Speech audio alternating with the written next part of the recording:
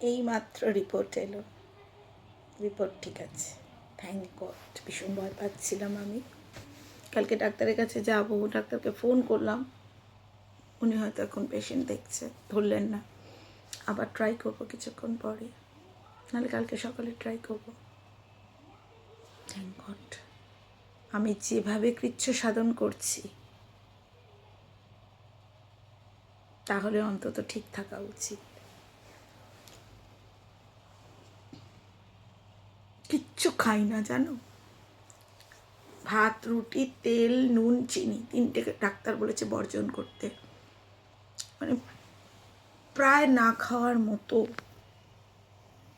হয়তো যেদিন খুব ইচ্ছে করলো মেয়েকে খাওয়াতে খাওয়াতে এক গড়াস একটু ভাত খেলাম, সেটাও কি তাও এক সপ্তাহ অন্তর একদিন।